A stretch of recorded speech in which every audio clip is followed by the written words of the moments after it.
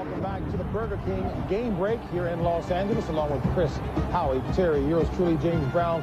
Let's get you caught up on the scores around the National Football League. Tampa Bay upends the undefeated Minnesota Vikings by 3. Strong ground game today by Allstott and work done pacing away for the Buccaneers.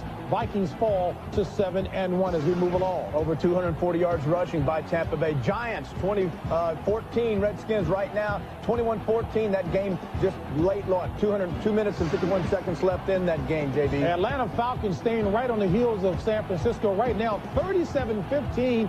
Jamal Anderson 172 yards and 3 touches in that one. Arizona Cardinals go to 4-4, 17-15 over the Lions. 3 interceptions by the young rookie Bat, 6 turnovers by the Lions. You do not win in the NFL when you turn the ball over. Carolina fired up by the return of Cris Collinsworth, who did not play today for the Saints, but Carolina 31-17 with $1.50 left in that one. Carolina looks like it'll pick up its first victory. Broncos 2:54 left in that game, got a 2-point lead. This is a competitive football game. Cris Collinsworth gave a pep talk this week sometime to the Bengals. I'm sure of it. Well, Chris is going to give a pep talk to Doug Flutie. I think he's going to be on Flutie's bandwagon right now. Bills nursing a 3-point lead over the Dolphins. Chris said, hey, if Flutie does it here, he gets my respect. Well, here's some respect for you. 45-19, Jaguars got that offense going. Burnell and Bunch, Smith. There you have it, 45-19, Jacksonville looking mighty good. All right, as we take a look at the Colts and Patriots, it's New England winning that one 21-16 over the Indianapolis Colts.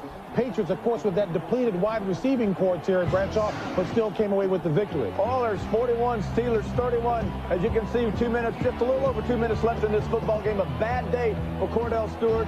Oilers turning it on, 41-31 at Pittsburgh. Wow.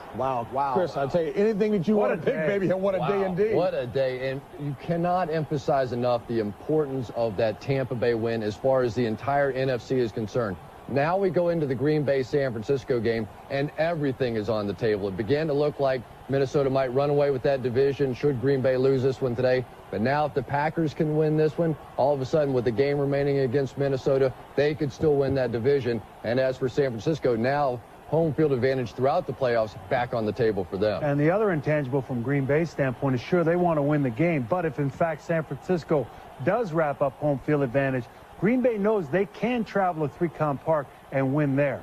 They're not sure they could go to the Metrodome and win there. We'll find that out in 2 weeks when we go up there. Green Bay today, all the incentive in the world. I understand one thing, though. Green Bay, 4 of the next 5 games are on the road. One of those is to Minneapolis to play the Vikings Green there. Bay's well, I made it very clear, very succinct, for people can understand how important it is to be at home. I got it. You got that? I'm not so sure about you. Howie, he's still fired up. Everybody thinks I'm going to fade. I'm not going to fade. Need a nap. Hey, folks, here is a postcard picture here. Take a look at Steve Mariucci, who was a quarterbacks coach in Green Bay with Brett Favre. Of course, now the head man in San Francisco with Steve Young. Highlights coming up in a moment.